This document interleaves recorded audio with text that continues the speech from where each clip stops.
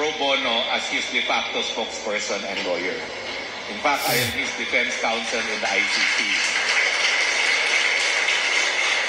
Just for your information, I was a counsel for victims for Ukraine against Putin, but I am the defense counsel for Rodrigo Roa Duterte with pride.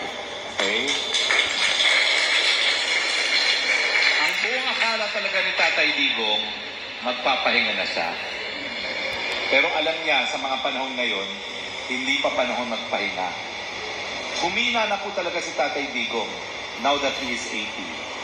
Napansin ko yan after Cebu Maisog na literally I had to carry him down from the stage. At napansin ko, ang gaang na ni Tatay Digong, lumiit na siya as older people tend to experience. Pero ang sabi niya, hindi pa ako panahon magpahinga. Meron pa akong isang laban at tatapusin ko ito. Wow. Yes.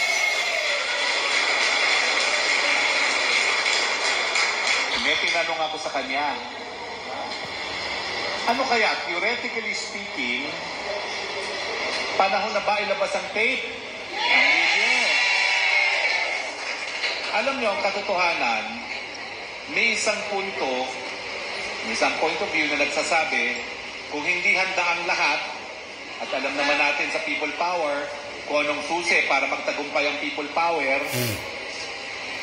baka maging hello guys silang ito. Kontrobersyal, pero walang pagbabago. Ang gusto lang naman nila, yung mga tunay na po pwedeng maging instrumento ng magbabago, handa na dapat. Pero kami, ang punto de vista ko, kinakailangan muna ang taong bayan ng manguna. Kasi kung mangunguna yung mga yon, baka hindi masunod ang gusto ng taong bayan.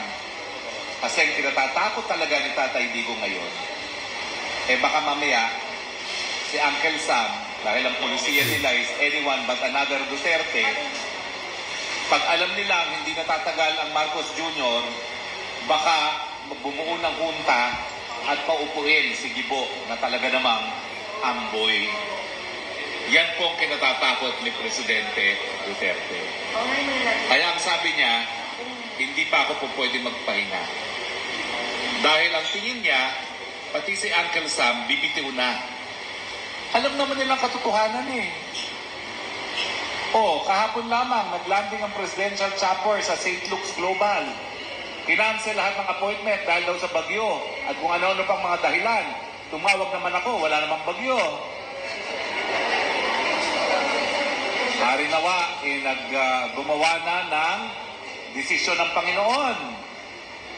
Pero wala pa tayong balita. Kaya nga. Dahil sinasabi nila ang sasama ng mga isip ng tao na nagsasabi na may masamang nangyari sa Presidente. Pero dahil ako po'y nanungkulan naman sa Malacanang, wala pong ibang po pwede gumamit ng helicopter ng Presidente kung hindi ang Presidente lamang. Ako, nakasakay lang ako doon as decoy. Kunwari, yung helicopter kung saan ako nakasakay, doon si Digong. Para kapag tinira, akong unang titirahin. Sabi nila, makapal naman ang apog mo eh. So, kaya mo yan. Kaya kita mo hanggang ngayon, kahit anong banat nila, ang kapal ng apog ko, wala lang. Kailan. Basta ako, wala akong ninakaw. Diba? Correct.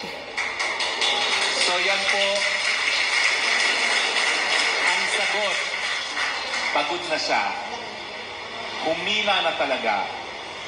Nais na lang niya mag-alaga doon sa kanyang paboritong apo sa tuhod. Pero sabi niya, may isa pa akong laban at hindi tayo po pwedeng mabigo.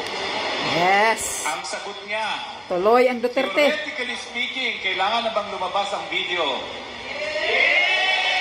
Ang sagot niya, the cat is out of the bag. Alam mo, yung nag-usap kami kanina lang, alam niyang pinakikinggan kami ng Marcos administration sa telepono. Wow. So, ang sagot Wiretap, niya sa akin, kinakausap niya si PBBM. Mr. President, wala kaming kinalaman dito. You did this to yourself. But I think you still have the chance for a dignified exit. Pero wag mong isipin na kami ang kagagawa nito because you did this to yourself. Correct. Okay? Yan po ang kasagutan. May isa pa siyang laban, then he will rest. Okay? Yeah.